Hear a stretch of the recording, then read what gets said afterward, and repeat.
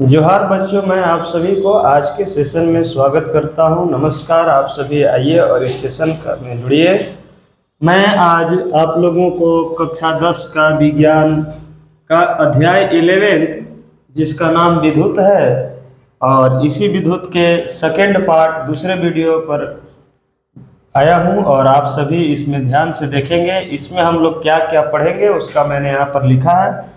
हम लोग आज पढ़ेंगे विद्युत विभव, विभवांतर, ओम का नियम, प्रतिरोध, प्रतिरोध को प्रभावित करने वाले कारक, प्रतिरोधों का संयोजन, श्रेणी क्रम और समांतर क्रम। तो फिर से आप सभी जितने भी हैं सभी को नमस्कार। आप लोग सभी जुड़ जाइए और देखिए इस वीडियो को देखकर आप बहुत कुछ सीखेंगे और 10वीं कक्षा का इस चैप्टर का विज्ञान का हर एक सवाल आप बना पाएंगे, ऐसा मेरा विश्वास है। इसी विश्वास के साथ आप आइए। हम लोग जैसा कि आपको बताया विद्युत विभव पढ़ेंगे। पिछले क्लास में हम लोगों ने पढ़ा था, आप उस वीडियो को देख लेंगे, पार्ट 1 है। पिछले क्लास में हम लोगों ने पढ़ा था विद्युत धारा क्या होता है, आवेश क्या होता है, आवेश के कितने प्रकार होते हैं, एक इलेक्ट्रॉन पर कितने आवेश होता है, उसकी द्रव्यमान क्या होती है, और हमने पढ़ा था कि किसी परिपथ में कैसे आवेश प्रवाहित होता है, आवेश को मापने का यंत्र क्या है, आवेश का एसआई मात्रक क्या है और आवेश का सूत्र क्या होता है।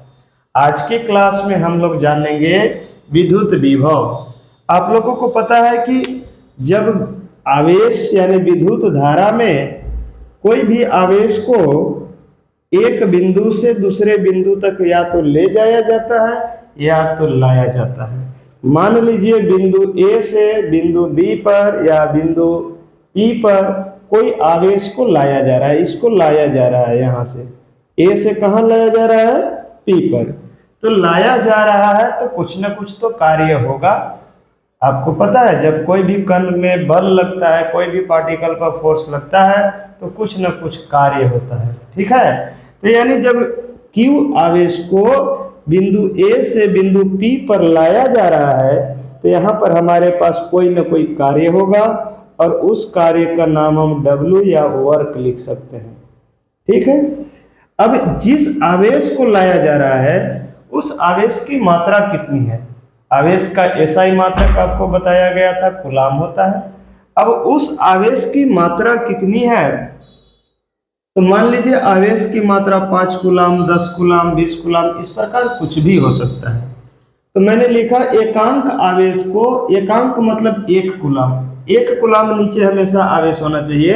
एकांक आवेश को किसी बिंदु तक लाने में किया गया कार्य को विद्युत विभव कहते हैं। एकांक आवेश को किसी बिंदु से किसी बिंदु तक, एकांक आवेश को किसी बिंदु से किसी बिंदु तक, या आप डायरेक्ट ये भी बोल सकते हैं कि एकांक आवेश को किसी बिंदु तक लाने में किया गया कार्य को विद्युत विभव कहते हैं।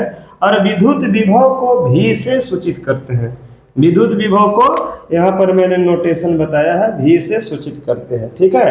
एवं इसका मात्रक वोल्ट है, वोल्ट ऐसे पढ़ते हैं लेकिन इसका मात्रक क्या है बच्चों, वोल्ट है। अब यहाँ पर देखिएगा, माना Q आवेश को किसी बिंदु A तक लाने में किया गया कार्य W है तो विद्युत विभव क्या होगा, V बराबर किया गया कार्य बटा में आवेश। क्योंकि एकांक, जैसे ही एकांक आवेश की बात करता है तो आवेश से भाग दे देते हैं, यानी V बराबर हमारे पास W बटा Q हो जाएगा। अब विभव का अन्य मात्रक देखिए, वर्क है, कार्य है, कार्य का मात्रक आप पढ़े होंगे जूल होता है। कार्य का मात्रक क्या होता है, जूल होता है। तो हम बोल सकते हैं जूल प्रति कूलाम होता है। प्रति कूलाम यानी आवेश, नीचे देखिए इसका मात्रक कूलाम और इसका मात्रक जूल, तो अब जूल प्रति कूलाम भी हम बोल सकते हैं कि विद्युत विभव का मात्रक होता है। लेकिन हम यहाँ पर एसआई मात्रक या स्टैंडर्ड यूनिट की बात करते हैं, और स्टैंडर्ड यूनिट विद्युत विभव का जो है मात्रक वोल्ट है या V भी कहते हैं। क्या आप सभी को समझ में आया, ठीक है। अगर आप लोगों को समझ में आया है तो हम आगे बढ़ते हैं, आप इसको नोट कर लेंगे। दूसरा पॉइंट हम पढ़ेंगे विभवांतर, ठीक है। आज हम लोगों ने कितना पॉइंट लिखा है, 1 2 3 4 5 6 और 6 ही है, 6 में बहुत बड़ा पॉइंट है। दूसरा पॉइंट हम क्या पढ़ेंगे, विभवांतर। देखिएगा जैसा कि आपको मालूम है विभवांतर यानी विभव जोड़ अंतर। विभवांतर क्या है? विभव जोड़ अंतर यानी दो विभवों के बीच के अंतर को विभवांतर कहते हैं। आप इसको नोट कर सकते हैं या मैं लिख दे रहा हूं, ठीक है? ध्यान से देखेंगे, ध्यान से सुनेंगे। मैंने क्या बताया? विभवांतर। विभवांतर को अब इंग्लिश कहेंगे पोटेंशियल डिफरेंस कहते हैं। पोटेंशियल डिफरेंस, और डिफरेंस का मतलब होता है अंतर। मान लीजिए आपके पास एक बैटरी है, एक बैटरी है, इस प्रकार का देखे होंगे बैटरी होती है। बैटरी में दो टर्मिनल होता है, आप उसको खूंटी भी बोलते हैं ना, एक प्लस होता है और एक माइनस होता है। अब इस दोनों पर कुछ ना कुछ तो विभव होगा, दोनों पर कुछ ना कुछ तो विभव होगा, कुछ ना कुछ तो आवेश आ रहा होगा, कहीं से उसमें कार्य हो रहा होगा। तो मान लीजिए इसका विभव V1 है और इसका विभव V2 है, तो इसके बीच का जो डिफरेंस है, इसके बीच का जो अंतर है, उसी अंतर को हम लोग विभवांतर कहते हैं। ठीक है, तो हम लिखते हैं कि दो विभवों के बीच के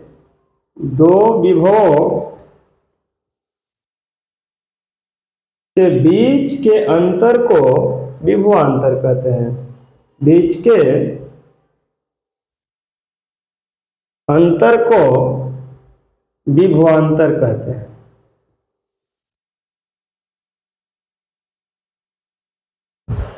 आप भी नोट करते चलेंगे, कहते हैं। ठीक है, माना दो बिंदुओं का विभव क्रमशः V1 तथा V2 है। इसलिए तो V1 V2 है, इसका मतलब विभवांतर क्या होगा? तो इसका अर्थ विभवांतर जो है हम लिखेंगे V2 माइनस V1 या V1 माइनस V2 भी आप लिख सकते हैं।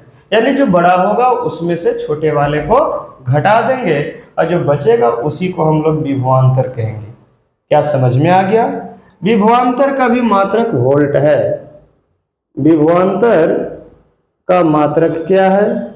विभवांतर का मात्रक वोल्ट है, वोल्ट। ठीक है, आप इसको वोल्ट भी पढ़ सकते हैं, कुछ लोग वोल्ट भी कहते हैं। ठीक है, आप इस पॉइंट को नोट कर लेंगे। मैंने क्या बताया? दो विभवों के बीच के अंतर को विभवांतर कहते हैं। माना दो बिंदुओं का विभव क्रमशः V1 तथा V2 है, तो विभवांतर क्या निकलेगा? V2 माइनस V1, और विभवांतर का मात्रक क्या है? वोल्ट है। ओके, अगला पॉइंट हम लोग पढ़ेंगे ओम का नियम। ओम का नियम ये 10th क्लास की परीक्षा में बहुत बार पूछता है, ओम का नियम, और इसे आप VVI क्वेश्चन भी लिख सकते हैं कि ये मोस्ट VVI है। ठीक है ना? ये कहता है कि जैसे आपके पास कोई परिपथ है, तो कोई परिपथ में धारा बह रहा है I, और जब धारा बह रहा है यानी इलेक्ट्रॉन का प्रवाह हो रहा है, और इलेक्ट्रॉन का प्रवाह हो रहा है तो आवेश का भी प्रवाह हो रहा है। आपको बताए थे एक इलेक्ट्रॉन पर 1.6 इंटू 10⁻⁻⁻19 कूलाम का चार्ज या आवेश होता है। तो एक इलेक्ट्रॉन अगर प्रवाहित होता है तो इतने आवेश प्रवाहित होता है। उसी प्रकार बहुत सारे इलेक्ट्रॉन प्रवाहित होगा तो बहुत सारे आवेश प्रवाहित होगा। यानी आवेश एक स्थान से दूसरे स्थान तक जा रहा है, तो जाने में जो कार्य होगा ना कार्य, तो कार्य और आवेश से डिवाइड कर देंगे तो हमें विभवांतर भी मिल जाएगा। अभी मैंने ओम विभव का फॉर्मूला बताया था। अब हमारे पास I है और V है, लेकिन जब कार्य होता है तो उसमें कुछ रुकावट भी उत्पन्न होती है। तो कहता क्या है कि किसी परिपथ का विभवांतर जो है, या किसी परिपथ के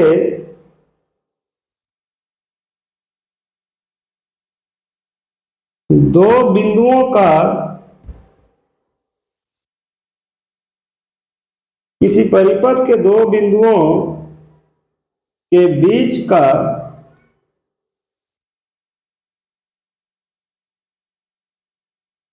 विभवांतर उस परिपथ में प्रवाहित धारा के समानुपाती होती है। उस परिपथ में प्रवाहित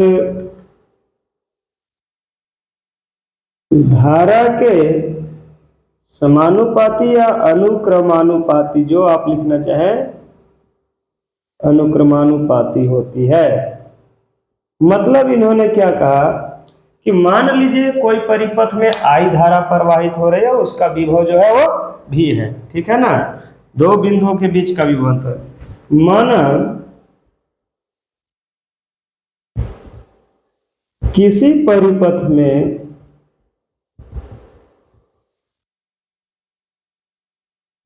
परिपथ में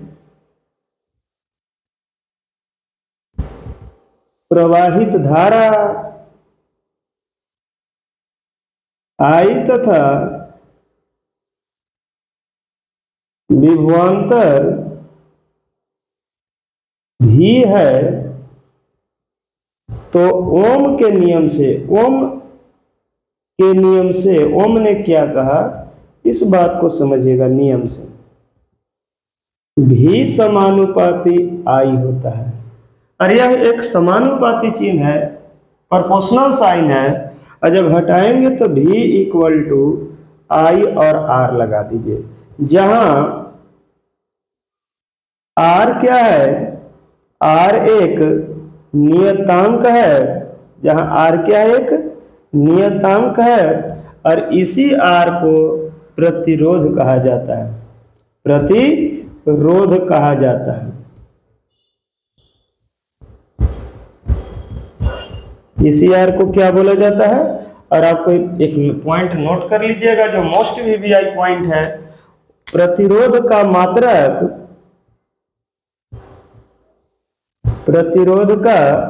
मात्रक ओम है।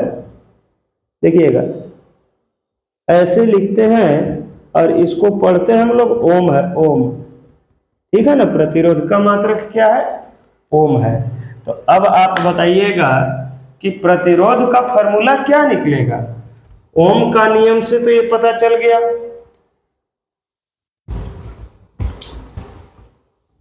आप वीडियो को पॉज करके रोक करके नोट करते जाएंगे। नोट करने के बाद आपका कंप्लीट नोट्स तैयार हो जाएगा और आपकी तैयारी अच्छी प्रकार की हो जाएगी।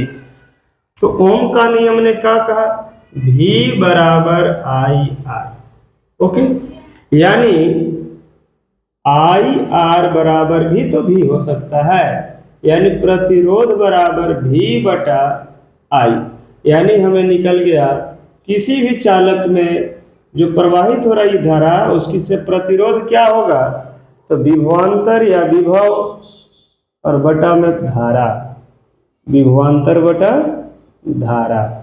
इसे आप नोट कर लेंगे, बहुत ही मोस्ट इम्पोर्टेंट आपका फार्मूला है, बहुत ही महत्वपूर्ण फार्मूला है, और इस फार्मूला का आगे बहुत उपयोग है। ओके, अब हम आगे बढ़ते हैं, ध्यान से देखेंगे आप सभी। ओम का नियम मैंने बता दिया, क्या बताया, किसी प्रतिपथ हो गया था, सॉरी, किसी परिपथ के दो बिंदुओं के बीच का विभवांतर उस परिपथ में प्रवाहित धारा के अनुक्रमानुपाती होता है या समानुपाती होता है। माना किसी परिपथ में प्रवाहित धारा I तथा विभवांतर V है, तो ओम के नियम से क्या होगा, V समानुपाती I या V बराबर IR। R क्या है, वहाँ नियतांक है, I क्या है, विद्युत धारा है, चूंकि यहाँ पर नोट किया गया है धारा I है, और इसी नियतांक को हम क्या कहते हैं, R को प्रतिरोध कहा जाता है। ठीक है, प्रतिरोध का मात्रक क्या है, ओम है। प्रतिरोध का मात्रक क्या है, ओम है। क्या यहाँ तक आप सभी को समझ में आ गया? आगे हम बढ़ते हैं।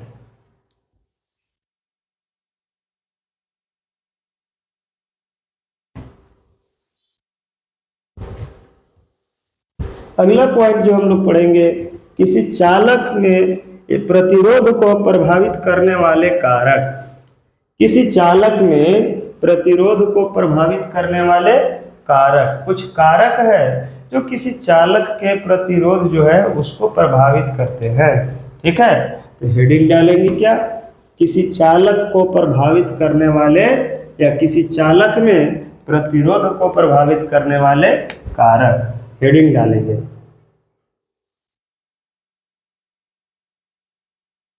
किसी चालक के प्रतिरोध को प्रभावित करने वाले कारक।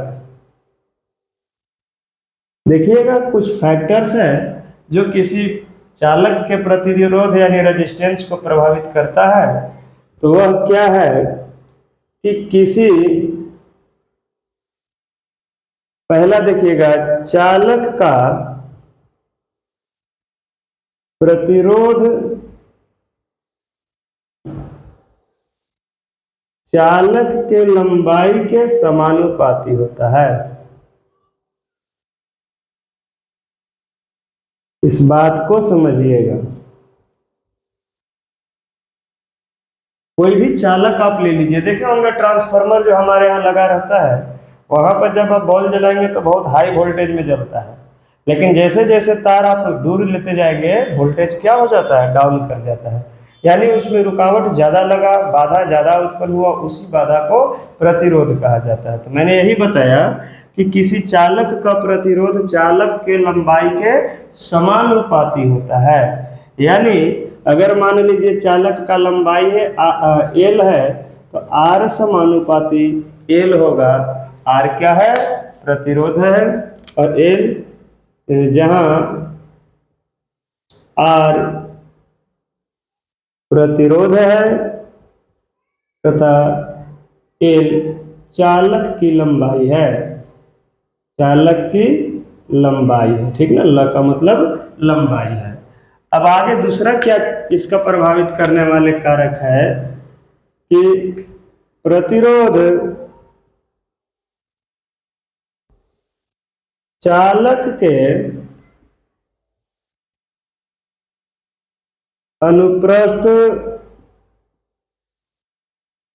काट के क्षेत्रफल के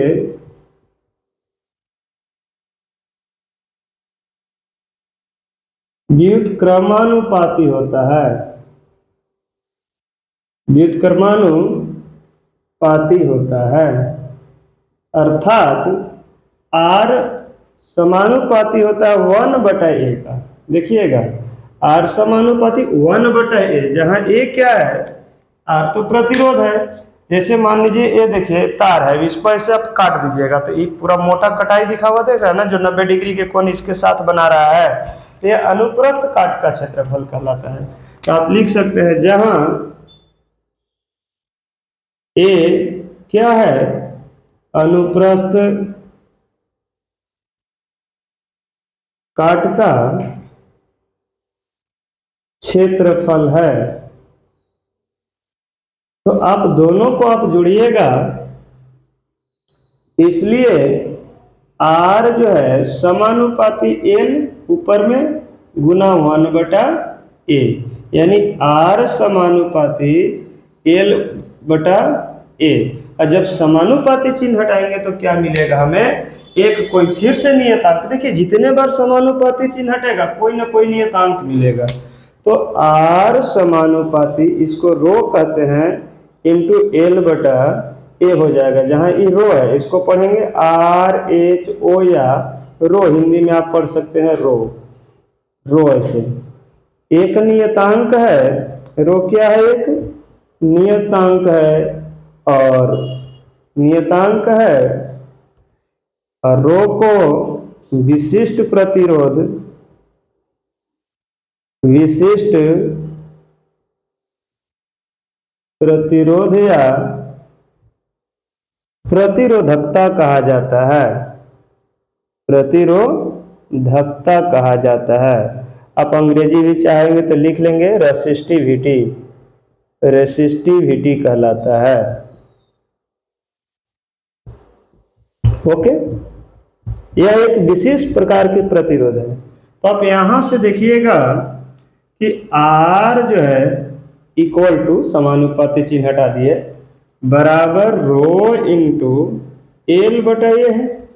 अब ए को इधर ले आइए तो R into A equal to rho into L हो जाएगा। एल को इधर ले आइए तो R इंटू ए बटा एल इक्वल टू रो हो जाएगा।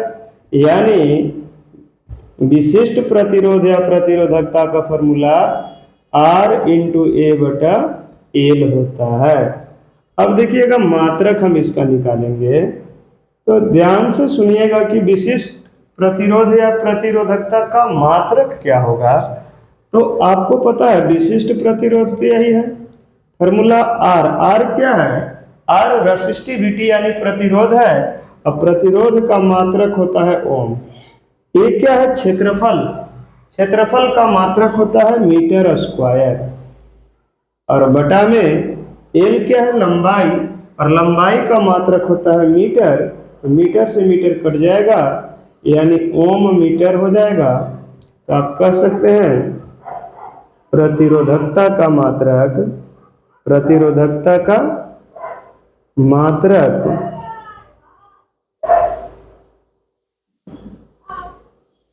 ओम मीटर है, ओम मीटर है। प्रतिरोधकता का क्या मात्रक है, ओम मीटर है। ठीक है ना, ये आप देख लीजिए ओम मीटर कैसे आया। कहीं दिक्कत है तो आप कमेंट में जरूर बताएंगे। थोड़ा सा एक जगह पर कहीं प्रतिरोध को या कुछ था उसमें प्रॉब्लम हो गया था, मतलब गलती से लिखा गया था, ऐसा नहीं है, तो आप लोग उसको सुधार लेंगे। हम प्रतिरोध था कुछ और लिखा गया था।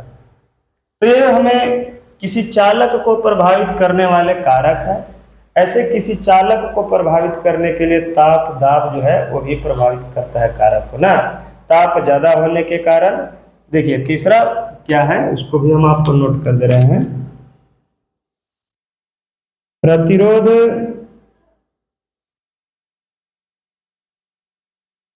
चालक के ताप के समानुपाती होता है।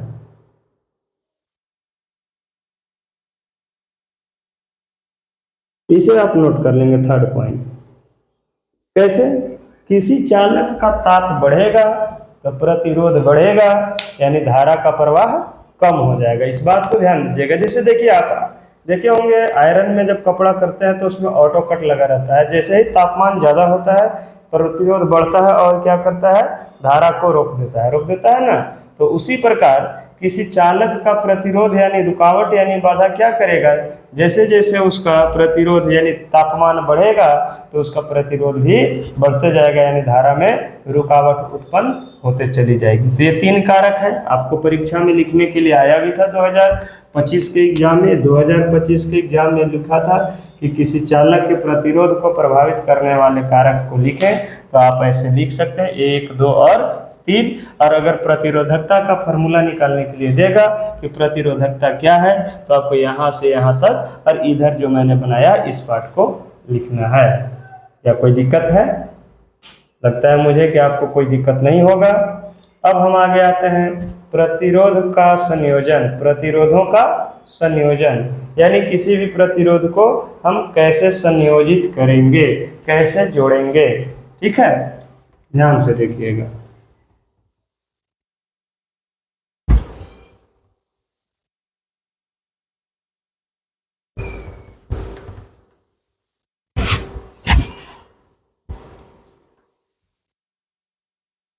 एक्चुअली ये व्हाइट बोर्ड है, स्मार्ट बोर्ड नहीं है कि एक ही बार में मिट जाएगा, तो थोड़ा सा समस्याएं उत्पन्न होती है मिटाने में।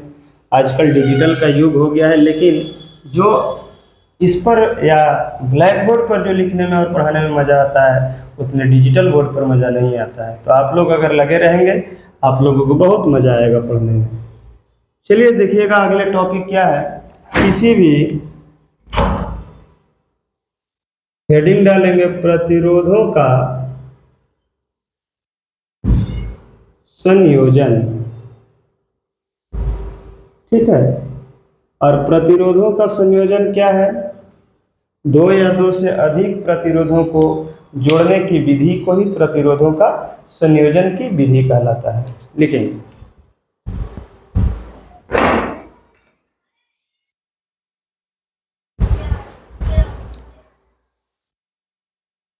ध्यान दीजिएगा इसके लिए हेडिंग डालेंगे 2 या 2 से अधिक प्रतिरोधों का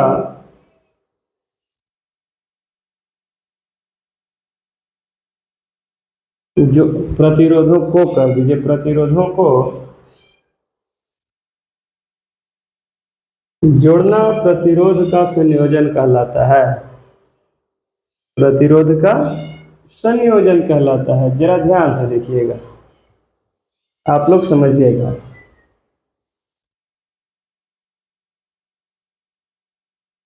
ठीक, अब हम प्रतिरोध को जोड़ेंगे कैसे।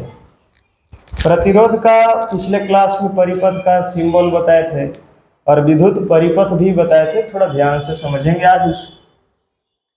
आप लोग अगर इसमें पिछले वीडियो नहीं देखे होंगे तो आप लोग से रिक्वेस्ट होगा, आग्रह होगा कि आप लोग उस पिछले वीडियो को देख लेंगे।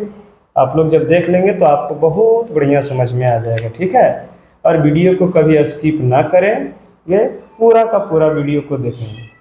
ठीक है, तो आइए हम लोग जानेंगे प्रतिरोधों का संयोजन कैसे करेंगे। अभी लिखा मैंने 2 या 2 से अधिक प्रतिरोधों को जोड़ना प्रतिरोध का संयोजन कहलाता है। अब 2 या 2 से अधिक प्रतिरोध हम लाएंगे। देखिएगा होता क्या है, यहाँ पर 2 बातें हैं। जैसे मान लीजिए हमारे पास एक तार है जिसका नाम है L1 और एक और तार है जिसका नाम है L2। ठीक है ना, हमारे पास कितने तार है? 2 तार है। एक तार L1 है और एक तार L2 है, और दोनों के बीच में मान लीजिए एक बल्ब जोड़ दीजिए। इसमें वोल्टेज दोनों के बीच में अगर हम वोल्टेज नाप रहे हैं, वोल्ट या वोल्टेज नाप रहे हैं, तो वोल्टेज 220 वोल्ट है। ठीक है, हम घर में क्या करते हैं, जो बल्ब जलाते हैं तो वोल्टेज 220 वोल्ट है। अब एक और ये बल्ब नंबर 1 डाल दिए, एक और बल्ब डाल दीजिए, बल्ब नंबर 2 डाल दीजिए, एक और बल्ब आप जोड़ दीजिए, बल्ब नंबर 3 जोड़ दिए। इसी तरह से आप और भी बल्ब जोड़ दीजिए। बल्ब नंबर यहाँ पर लास्ट में एक और बल्ब जोड़ेंगे हम, बल्ब नंबर N है। क्या आप घर में बल्ब जलाते हैं तो वोल्टेज डाउन होता है क्या? बल्ब जलाने से थोड़ा मोड़ा डाउन होता है, लेकिन साइंस कहती है कि वोल्टेज डाउन नहीं होता है। होता है क्या कि यहाँ पर एक बैटरी लगा दिए हैं। अगर हम किसी बैटरी से हम इसमें विद्युत परिपथ में धारा प्रवाहित करा रहे हैं, ऐसे धारा ये प्लस होता है, ये माइनस होता है, बैटरी के टर्मिनल में जा रहा है। अगर इसमें धारा आई है तो ये धारा क्या होगा, कुछ धारा इसमें बढ़ जाएगा, कुछ धारा इसमें बढ़ जाएगा, कुछ धारा इसमें बढ़ जाएगा, कुछ धारा इसमें बढ़ जाएगा। यानी 1 में 1 कह दीजिए, बल्ब 2 में धारा 2 बढ़ जाएगा, 3 में 3 बढ़ जाएगा, और डॉट डॉट एनवा बल्ब में IN धारा बढ़ जाएगा। वोल्टेज नहीं कम और ज़्यादा होगा, वोल्टेज वही रहेगा, जो पहले वोल्ट था तो वही वोल्ट रहेगा। ठीक है ना, यानी धारा इसमें डिवाइड होता है। और इस तरह का जो बल्ब हम जोड़ते हैं इसको कहते हैं पार्श्व क्रम या समांतर क्रम। तो इस प्रकार में क्या होता है कि जो टोटल धारा है जो यहाँ से निकला वो I1 जोड़ I2 जोड़ I3 जोड़, ऐसे ही मतलब बहुत सारे जितने भी है IN के बराबर होता है। यानी सभी करंट के जोड़ देंगे तो उसका नेट करंट या कुल धारा या तुल्य धारा निकलता है। यहीं पर हम दूसरी बात कहते हैं, पहला लिख लेते हैं। पहला क्या हम बनाते हैं, पार्श्व क्रम में। हम इसको पार्श्व क्रम या समांतर क्रम में प्रतिरोध को जोड़ेंगे। समांतर क्रम में प्रतिरोधों का संयोजन। हेडिंग आप भी डाल लेंगे, संयोजन। पार्श्व क्रम या समांतर क्रम में प्रतिरोधों का संयोजन कैसे होता है। ठीक है, पार्श्व क्रम या ये जो मैंने बताया बल्ब भी एक प्रकार का प्रतिरोध है, तो इसमें संयोजन कैसे होता है थोड़ा देखेंगे हम लोग। फार्मूला को निकालेंगे और आज आप निकाल लेंगे तो आपको पूरा याद हो जाएगा फिर इस पर जो प्रश्न पूछते हैं वो बनाने में आपको अच्छा लगेगा, मज़ा आएगा। ठीक है, और साइंस हो या मैथ हो, आप पढ़ने में टेंशन बिल्कुल ना लें। हम तो कहेंगे कि आप उसको एंजॉय की तरह पढ़िए। टेंशन लेकर अगर आप पढ़िएगा तो आप नहीं पढ़ पाइएगा। ठीक है, तो देखिएगा क्या मैंने बताया, संयोजन कैसे करेंगे। मान लीजिए एक परिपथ है और यहाँ पर एक धारा हम ऐसे प्रतिरोध लगा दिए, दूसरा प्रतिरोध हम इसमें जोड़ दिए, तीसरा प्रतिरोध जोड़ दिए, ऐसे ही डॉट डॉट डॉट डॉट इस परिपथ में हम एनवां प्रतिरोध जोड़ दिए। और क्या है कि इसमें हम एक धारा मापी यंत्र लगा दिए, और क्या करेंगे इसमें एक कुंजी लगा देंगे, कुंजी यानी स्विच लगा देंगे, और इसमें बैटरियां बहुत सारे लगा देंगे जिससे कि विद्युत धारा आसानी से प्रवाहित हो सके। जरा देखिएगा, यहाँ और यहाँ का विभव नापे हम वोल्ट, वो वोल्ट भी बताया, कितना वोल्ट बता रहा है, भी। अब इस परिपथ का अगर आप वोल्ट, इसका परिपथ का प्रतिरोध R1 है, इसका प्रतिरोध R2 है, इसका प्रतिरोध R3 है, डॉट डॉट इसका प्रतिरोध I1 हो जाएगा। आगे क्या होगा, इसकी जो विभव होगी इसमें प्रवाहित धारा I1 हो जाएगा, इसमें प्रवाहित धारा I2 हो जाएगा, इसमें धारा I3 हो जाएगा, डॉट डॉट इसमें जो प्रवाहित होगा धारा वह IN हो जाएगा। लेकिन भी जो विभव यानी वोल्टेज है वो क्या बटेगा, तो अभी बताया था नहीं, समांतर क्रम में विभव सेम होता है, बराबर होता है। यानी इस पर भी वोल्ट भी है, इसका भी वोल्ट भी है, इसका भी है, और इसका भी है। तो देखिएगा, आप यहाँ थोड़ा नोट कर लेंगे, लिख लेंगे कि माना R1 R2 R3 dot dot Rn प्रतिरोध पार्श्व क्रम में जोड़ा जाता है, क्रम में जोड़ा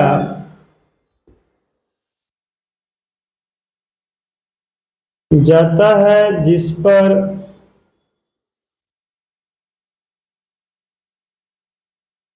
धारा क्रमशः I1, I2, I3, dot dot IN है। ऐसे मैंने लिख लिया। इसलिए ओम के नियम से, ओम के नियम अभी कुछ समय जस्ट बताए हैं। ओम के नियम से क्या होता है, ओम वैज्ञानिक जो थे वो कहते हैं V इक्वल टू IR होता है, V इक्वल टू IR होता है। तो हम यहाँ से कहेंगे कि I बराबर क्या होगा, तो V डिवाइडेड बटा R हो जाएगा। I का मान कितना हो जाएगा, तो देखिए R गुना में है, इधर आएगा तो डिवाइड में हो जाएगा। इसलिए तो I1 का मान जो धारा है वो V बटा R1 हो जाएगा। क्यों V बटा R1 होगा, क्योंकि इस पर का जो विभव है सभी पर विभव बराबर होता है। समांतर क्रम में विभव का बंटवारा नहीं होता है, जब बंटवारा होता है विभव का तो श्रेणी क्रम में होता है। ठीक है, उसी तरह I2 बराबर क्या हो जाएगा, V बटा R2, I3 का मान हो जाएगा V बटा R3, डॉट डॉट IN का मान हो जाएगा V बटा RN। अब सभी, अभी कुछ समय पहले मैंने बताया था कि कुल धारा कितना होगा, तो कुल धारा देखिएगा, टोटल धारा I इक्वल टू I1 जोड़ I2 जोड़ I3 जोड़ डॉट डॉट IN, जितने भी धारा है सभी को आप जोड़ दीजिए, वही कुल धारा होगा। मतलब I का वैल्यू क्या है, I बराबर V बटा R निकला, जहां R कुल प्रतिरोध होगा, इसलिए V बटा R इक्वल टू, अब I1 का मान बताइएगा V बटा R1 प्लस I2 का मान V बटा R2, I3 का मान V बटा R3, ऐसे ही जोड़ जोड़ डॉट IN का मान हो जाएगा V बटा RN। यानी V बटा R इक्वल टू, देखिए सब में ऊपर V कॉमन है, तो आप V निकालिएगा तो क्या बचेगा बच्चे, 1/R1 plus 1/R2 plus 1/R3 dot dot plus में 1/Rn, यानी भी से भी तो कैंसिल हो गया, तो 1/R बच गया, यानी 1/R1 plus 1/R2 plus 1/R3 dot dot dot plus 1/Rn। और ये जो आपके पास फार्मूला प्राप्त हुआ, इसी फार्मूला को उपयोग करके हम किसी भी परिपथ में जब समांतर क्रम में प्रतिरोध जोड़ा रहेगा तो कुल प्रतिरोध निकालेंगे, जहां R परिपथ का तुल्य प्रतिरोध है, तुल्य या नेट कहेंगे, नेट प्रतिरोध है। तो आप लोग इस फार्मूला को कैसे ड्राइव किए समझ लिए, और इसको आप लोग कॉपी में नोट कर लीजिए, ठीक है। अब हम जानेंगे श्रेणी क्रम में प्रतिरोध को कैसे जोड़ेंगे। किस क्रम में? श्रेणी क्रम में प्रतिरोध को कैसे जोड़ेंगे, इसके बारे में जानेंगे, ठीक है। तो अब दूसरा टॉपिक हम लिखने जा रहे हैं, आप लोग इसको वीडियो को रोक करके लिख लीजिएगा।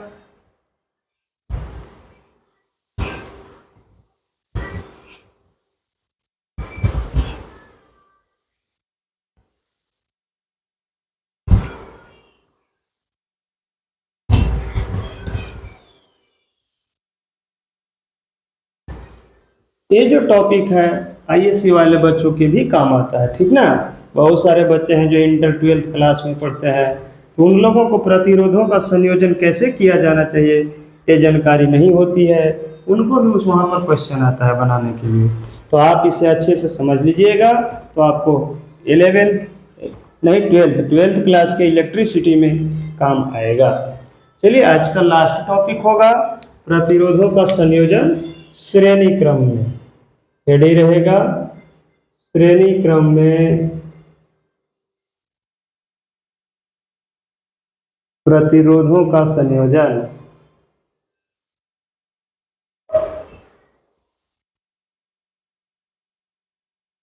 ठीक है, अब हम जानेंगे श्रेणी क्रम होता है कैसे। जैसे हमारे पास एक बल्ब है ऐसे, दूसरा बल्ब है, तीसरा बल्ब है, ऐसे ही बहुत 3 बल्ब ही अभी आपको बता रहे हैं। इस बल्ब का तार और इसको आप जोड़ दीजिए, इस बल्ब का निकला हुआ इसको जोड़ दीजिए, और ये एक तार में जोड़ दीजिए मेन लाइन में। ये जो आपके बल्ब हो गए, ये बल्ब श्रेणी क्रम में हो गए। किस क्रम में होगा? श्रेणी क्रम में। और श्रेणी क्रम में क्या होता है कि जैसे यहाँ से यहाँ तक अगर 240 वोल्ट है तो प्रत्येक बल्ब पर बढ़ जाएगा। जैसे इसके पास कुछ वोल्ट 1 हो जाएगा, इसके पास वोल्ट 2 हो जाएगा, और इसके पास वोल्ट 3 हो जाएगा। यानी श्रेणी क्रम में क्या होता है, विभव का बंटवारा हो जाता है। विभव जो है उसका बंटवारा हो जाता है श्रेणी क्रम में। तो कुल वोल्टेज क्या हो जाता है, V1 जोड़ V2 जोड़ V3, यानी जितने भी विभव है सभी को जोड़ देंगे। लेकिन क्या धारा का बंटवारा होता है? तो यहाँ पर एक सवाल होगा कि अगर इस परिपथ को हम ऐसे बैटरी से जोड़ दिए हैं, कोई भी बैटरी से, और इसमें I धारा प्रवाहित हो रहा है, तो धारा वही जाएगा, इसमें धारा का बंटवारा नहीं होगा। यानी यहाँ I, इसमें भी I रहेगा, इसमें भी I रहेगा। देखिए समांतर क्रम में धारा का बंटवारा होता है, I का बंटवारा होता है, लेकिन श्रेणी क्रम में धारा का बंटवारा नहीं होता है, यहाँ विभव का बंटवारा होता है। तो हम इसे फिर से फिगर बना करके अच्छे से लिखेंगे। जरा ध्यान से देखिएगा आप लोग कैसे फिगर बना रहे हैं। ठीक है, हमारे पास बहुत सारे प्रतिरोध, एक प्रतिरोध नंबर R1 है, एक प्रतिरोध नंबर R2 है, एक प्रतिरोध नंबर मान लीजिए R3 है, डॉट डॉट एक और प्रतिरोध हम ले लेते हैं जिसका नाम Rn ले लेते हैं। ऐसे बहुत सारे प्रतिरोध परिपथ में जुड़े हुए हैं। इसमें एक एमीटर लगा देते हैं, धारा मापी यंत्र। इसमें हमारा धारा जो है I जा रहा है। यहाँ पर एक स्विच लगा देते हैं, स्विच का ऐसे भी बताए थे कि स्विच होता है। यहाँ पर हम एक बैटरी लगा देते हैं, जिस बैटरी से विभव उत्पन्न हो रहा है प्लस और माइनस। और यहाँ का टोटल वोल्ट मीटर एक यंत्र लगा देते हैं, जो विभव बताता है वह टिप भी है। अब बताइए यहाँ से आई गया तो इस पे भी आई रहेगा, इस पे भी आई धारा रहेगा, और इस पे भी आई और इस पे भी आई, यानी धारा नहीं बटेगा, घटेगा क्या यहाँ पर, जो बटेगा पोटेंशियल डिफरेंस यानी विभवांतर या विभव। इस पे विभव V1 हो जाएगा, इस पे V2 हो जाएगा, इस पे V3 हो जाएगा, और इसका विभव कितना हो जाएगा, Vn हो जाएगा। इसी चीज को अब हम लिख देते हैं। माना किसी परिपथ में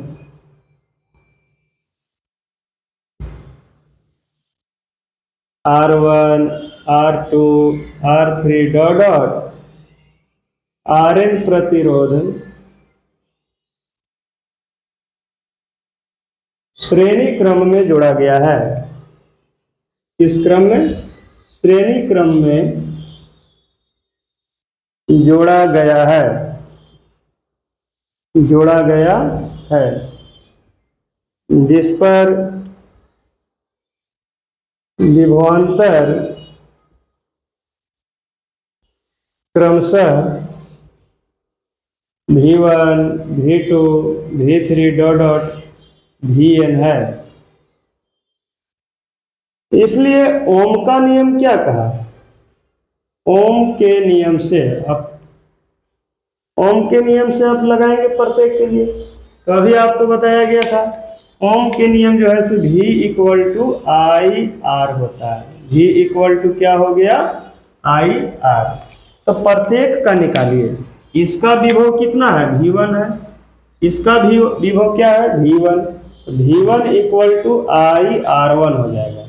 V2 equal to I R2, चूंकि V2 का वैल्यू निकालेंगे तो इसका गुना होगा। V3 equal to I R3 और डॉट डॉट Vn का वैल्यू निकालें तो आई Rn हो जाएगा। अब कुल विभव कैसे निकालेंगे, तो कुल विभव जो है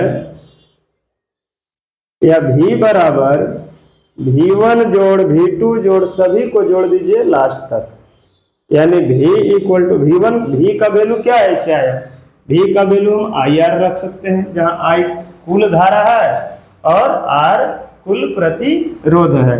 तो V का वैल्यू क्या हो जाएगा, IR इक्वल टू V1 का वैल्यू IR1 जोड़ IR2 जोड़ IR3 डॉट डॉट जोड़ते जाइए IRn। IR इक्वल टू सभी में I कॉमन है तो आप ले लीजिए, क्या मिलेगा, R1 जोड़ R2 जोड़ R3 जोड़ डॉट डॉट जोड़ Rn। I से I क्या हो गया, कैंसिल, इसलिए नेट प्रतिरोध जो है R1 जोड़ R2 जोड़ R3 जोड़ डॉट डॉट क्या हो जाएगा, Rn। और यही हमारे पास फॉर्मूला प्राप्त हुआ, और इस फॉर्मूला को आप लोग अच्छे तरीके से याद कर लीजिएगा, नोट कर लीजिएगा, और मैंने बता दिया कि आखिर ये फॉर्मूला कैसे प्राप्त होता है। तो आज के लिए इतना ही, शुभ रात्रि। आप सभी को अगर अच्छा लगे तो चैनल को लाइक, सब्सक्राइब एवं आप अपने सहपाठियों के पास शेयर करें और वो देख करके पूरा लाभ उठाएं। अगले वीडियो पार्ट 3 में इसका लेकर आऊँगा, जिसमें आपको मिलेगा इससे आगे का कंटेंट जो विद्युत में है, और कुछ जैसे शक्ति पढ़ना है, ऊर्जा पढ़ना है, और एक्सरसाइज के कुछ प्रश्न मिलेंगे। धन्यवाद आप सभी को, थैंक यू।